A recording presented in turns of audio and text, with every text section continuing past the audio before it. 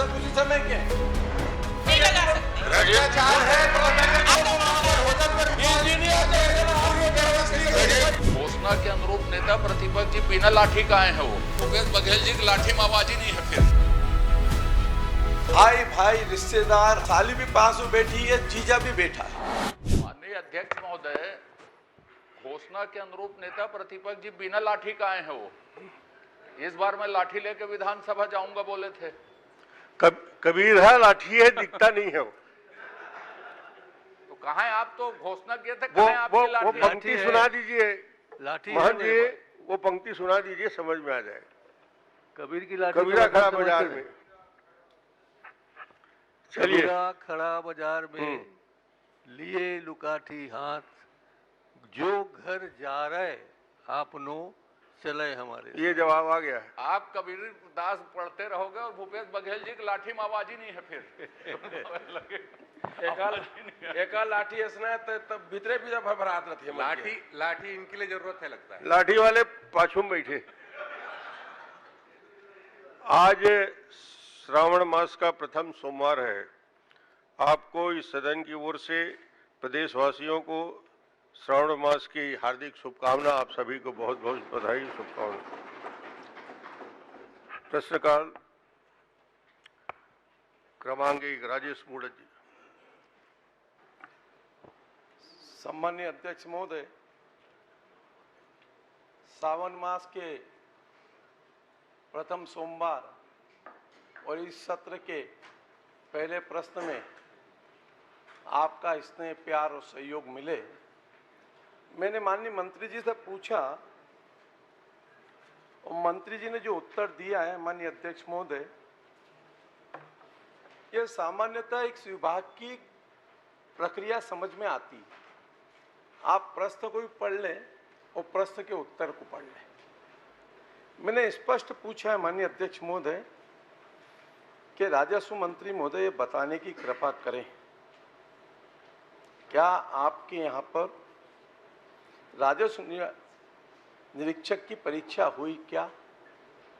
और उसमें स्पष्ट इतना पूछता हूं मैं, खाली पॉइंटेड प्रश्न, आप छोटे छोटे प्रश्न करिए। पॉइंटेड प्रश्न पूछूंगा अध्यक्ष महोदय। मैं पूरे जवाब भी छोटा तभी आएगा जब आपको पूरा पॉइंटेड प्रश्न। हाँ, पॉइंटेड करिए और पॉइंटेड जवाब आएगा। निरीक्षक के कुल कितने अभ्यर्थी उसके अंदर परीक्षा में सम्मिलित हुए और उसकी नियम प्रक्रिया क्या थी, ये बता दे बस। चलिए मंत्री जी।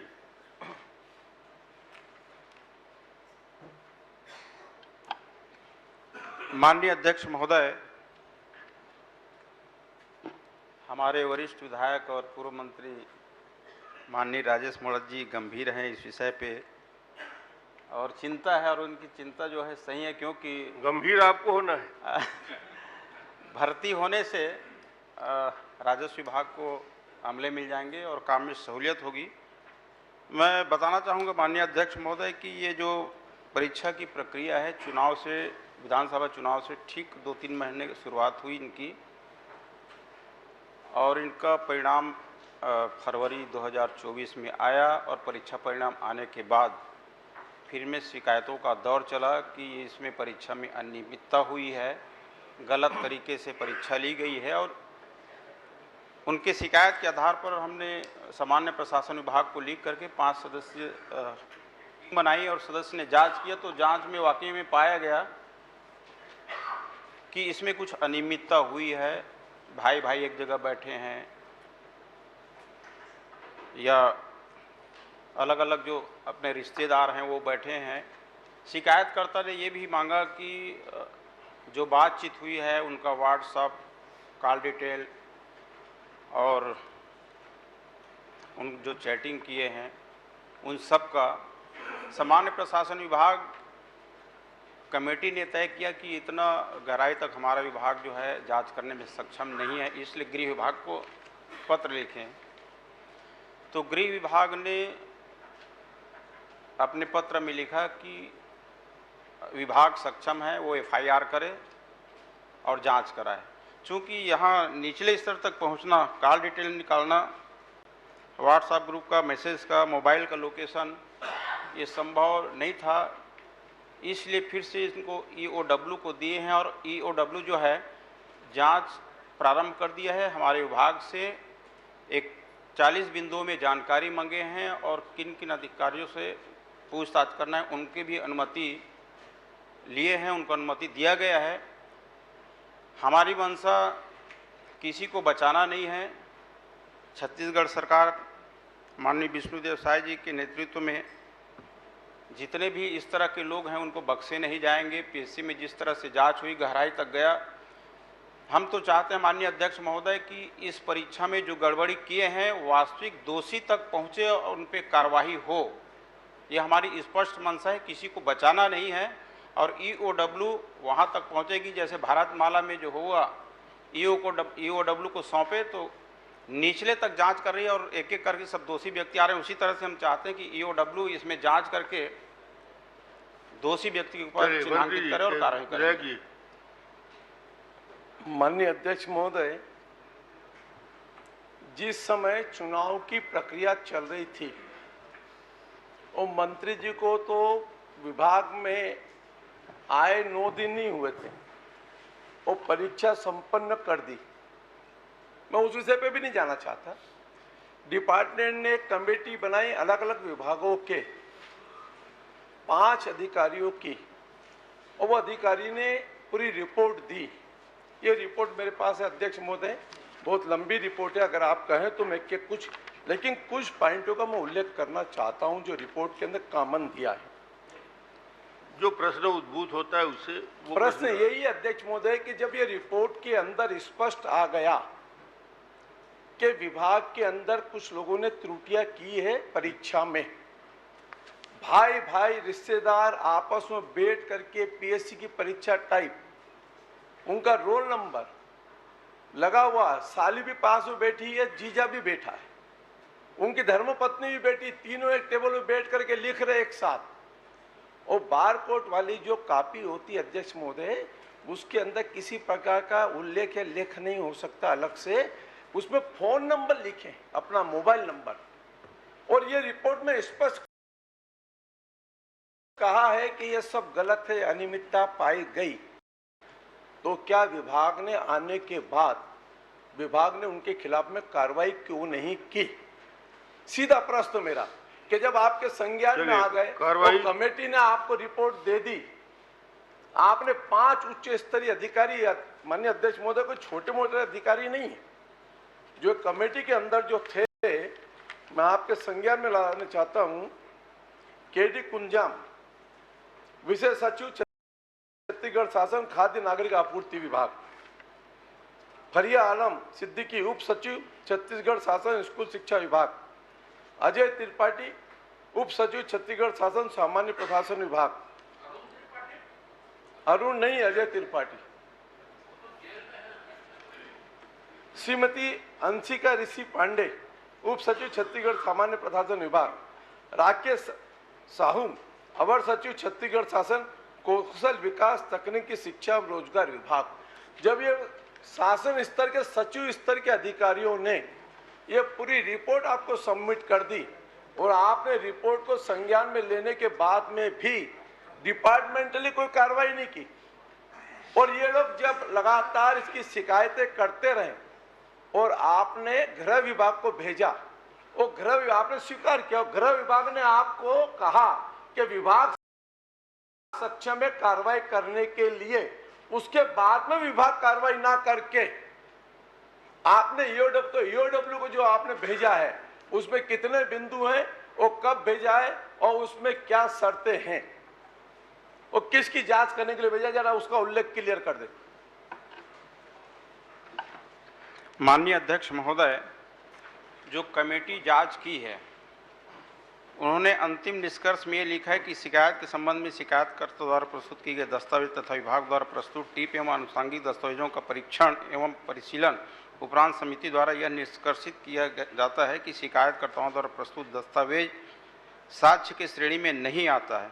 उनके द्वारा की गई शिकायत के संबंध में कोई ठोस आधार प्रस्तुत नहीं किया गया है। राजस्व विभाग द्वारा प्रदाय किए गए टीप एवं दस्तावेज से यह परिलक्षित होता है कि राजस्व निरीक्षक विभाग परीक्षा 2024 का संचालन नियम में उल्लेख प्रावधानों के अनुरूप एवं पूर्व वर्षों में आयोजित परीक्षाओं की ही भांति किया गया है, परंतु परीक्षा संचालन में उपरोक्तानुसार त्रुटियां विद्यमान हैं, जिन पर आवश्यक कार्य हेतु प्रतिवेदन प्रशासकीय विभाग को अग्रेसित किया जाता है। ये निष्कर्ष में लिखे हैं और शिकायतकर्ता द्वारा ये कहा गया है कि call detail, WhatsApp group message, mobile location की जांच। हम ये चाहते हैं माननीय अध्यक्ष महोदय कि इस गड़बड़ी तो हुई है, जांच कमेटी ने स्वीकार किया है, लेकिन वाकई में जो इस परीक्षा में जो दोषी हैं वहाँ तक पहुँचने के लिए ये जो हमारी कमेटी है वो सक्षम नहीं है, इसलिए ईओडब्ल्यू को दिए हैं ताकि जो दोषी लोग हैं वहाँ तक पहुँचे और प्रमाणित करें और जो दोषी व्यक्ति हैं उन पे कार्रवाई हो। ये हमारी मंशा है, हमारी सहानुभूति नहीं है जो दोषी व्यक्ति हैं, हम चाहते हैं कि उन पे ठोस कार्रवाई हो। आखिरी प्रश्न माननीय अध्यक्ष महोदय, जो मेन पैराग्राफ है वो तो पढ़ नहीं रहे। माननीय मंत्री महोदय, ये डिपार्टमेंट की जांच कमेटी की रिपोर्ट जिसके अंदर लिखा है, आखिरी पैरा जो लिखा है, राजस्व विभाग द्वारा प्रदान किए गए टिप एवं दस्तावेज से यह परिलक्षित होता है कि राजस्व निरीक्षक विभागीय परीक्षा 2024 का संचालन नियमों में उल्लिखित प्रावधानों के अनुरूप एवं पूर्व वर्षों में आयोजित परीक्षाओं की भांति किया गया, परंतु परीक्षा संचालन में उपरोक्त त्रुटियों का विद्यमान है, जिस पर आवश्यक कार्रवाई हेतु प्रतिवेदन प्रशासकीय विभाग को प्रेषित किया गया। अब उसके आगे और क्या लिखेगा? जब कमेटी ने स्पष्ट लिख दिया और मंत्री जी कह रहे, मंत्री जी आधा पढ़ रहे हैं आप, जो असली रिपोर्ट है उस रिपोर्ट के अंदर एक में नहीं, इसके अंदर जो जो कमेटी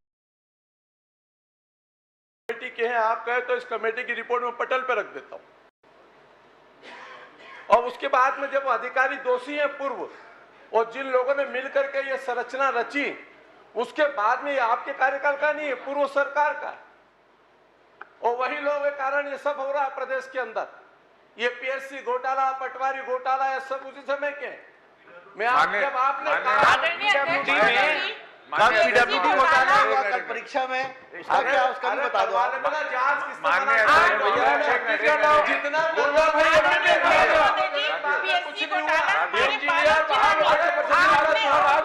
गलत नंबर वही इंजीनियर घर पर ही तो कैसे हो रही है। माननीय अध्यक्ष महोदय, जो मेरा प्रश्न माननीय अध्यक्ष महोदय, समय के 73वें नंबर पे सेम प्रश्न मेरा भी लगा है। मैं आपके माध्यम से सदन में ये स्पष्टता चाहता हूँ कि ये कौन सी तारीख को एग्जामिनेशन हुआ था उसको स्पष्ट करें मंत्री जी। कौन सी तारीख को? छत्तीसगढ़ मारिया पूर्ववर्ती सरकार का आरोप नहीं लगा सकते। भ्रष्टाचार है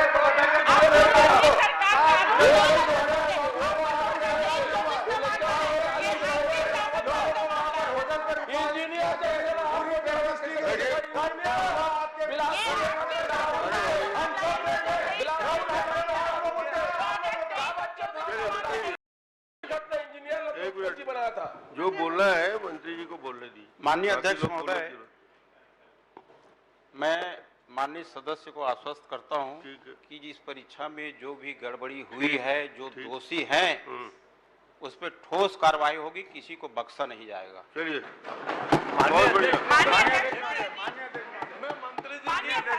मंत्री जी के अभ्यर्थी को अनुसूचित जनजाति में एग्जाम दिलवाया गया, अध्यक्ष महोदय जी, उसका आप क्या कहेंगे? एक मिनट, ओबीसी के अभ्यर्थी अरे आपका प्रश्न नहीं है, आप बैठिए, प्रश्नकाल है, बैठिए। एक मिनट, आपको बाद में अवसर दूं। माननीय मंत्री जी के आपका हो गया। उसमें मेरा प्रश्न, एक मिनट, मेरा इतना ही निवेदन है कि जब माननीय मंत्री जी ने कहा कि हम किसी को नहीं बख्शेंगे, ठीक है, मैं बिल्कुल स्वागत करता हूं, अभिनंदन करता हूं, और जीरो टैलेंट है, हम लोग मिल करके नहीं, जिन्होंने भी गड़बड़ किया उनके शिकंजे चालू और कईयों का वेट कर रहे, ज्यादा चिंता मत करो। लेकिन ईओडब्ल्यू को केस दिए हैं, मैंने जो प्रश्न स्पेसिफिक पूछा उसकी शर्तें और कितनी जल्दी मैं कोशिश करूं, माननीय मुख्यमंत्री जी यहाँ बैठे हैं, गृह मंत्री जी यहाँ बैठे हैं, जितनी जल्दी हो सके ईओडब्ल्यू से जांच करा करके अगले सत्र के पहले इन दोषियों के खिलाफ में कार्रवाई कर देंगे क्या? इतना ही मैं आपसे चलिए आश्वासन बताइए। चाहता हूं। अगले सत्र के पहले तक माननीय कार्रवाई। अध्यक्ष महोदय, ईओडब्ल्यू जो है हमारे विभाग से सारी जानकारियां ले चुका है 41 बिंदुओं में, और पूछताछ के लिए भी अनुमति ले चुका है। यथाशीघ्र इसमें जांच होगी और प्रयास ये रहेगा कि आने वाले सत्र से पहले इसमें कार्रवाई। चलिए अजय जी। माननीय अध्यक्ष महोदय, बहुत बढ़िया बढ़िया। एक प्रश्न छोटा, एक प्रश्न एक प्रश्न छोटा, जवाब अच्छा आ गया है। एक प्रश्न